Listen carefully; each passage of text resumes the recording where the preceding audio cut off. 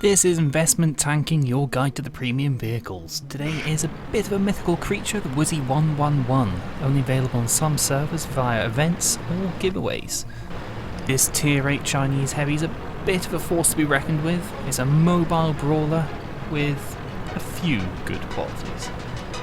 The good comparison, think of the 112 or the IS-6, they're both similar playstyles with pretty much the exact same gun. The gun is the D25TA Chinese variant of the 122mm with 175 penetration, 390 alpha damage and an abysmal 0.46 accuracy. It's a miracle at range if this hits anything. It's a heavy brawler and it should be played as such. Penetration. It does have 250mm of heat pen. That means you're going to have trouble with tracks and spaced armour, unlike the Russian variants which have 217 of APCR. To its tier 8 brethren, it's fairly mobile, just under 12 horsepower a tonne, and it can actually reach 50 kilometers an hour. Makes it quite good for ramming and gaining momentum. But overall, in my opinion, the turret is a strong point of this tank with 230 frontal, 120 side and 60 rear. It pulls off some amazing bounces like you would not believe. The hull is the same as the tier 9 Chinese heavy, the WZ-111 model 1 to 4 with 120, 80, 60. You will put off bounces, but it's not that reliable. Just try and get in their face and make them shoot your turret.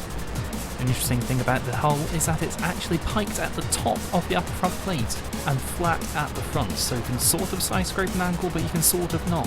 Just be careful. Of course, being the mythical creature that this tank is, it gets premium matchmaking. It sees battle tiers 8 to 9, so most of the time you will be top tier, making you overpowered as hell.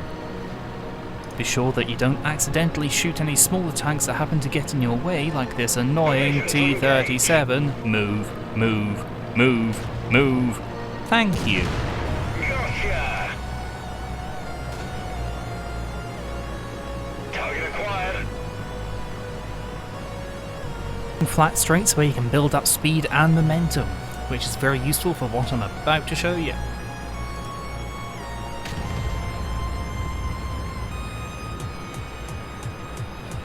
See that house?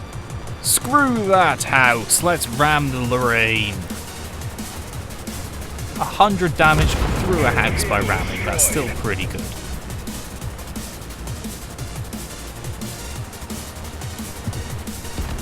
Auto-aim is usually your friend in this tank just because aiming hates you. You could spend 5 seconds aiming for a shot and it'll donk off 20 meters to the side, but auto-aiming it magically goes into the center of the reticule. Probably something to do with how the accuracy is calculated on the server. As you can see, carefully aiming for the Crusader. Another target. Nope. Turret controls are knackered. We can't turn it. Dual damage is fairly common in this tank, mostly your turret, your Amarak or your fuel tanks. You do retain a good bit of mobility, able to scoot round the side of enemy tank destroyers with no problem, but your turret traverse will let you down. So, is it a good tank? Yes. Is it worth buying? Yes, but you can't. It's a tough. In the meantime, just get an IS-6 or a 112. And remember, spend gold and play more tanks.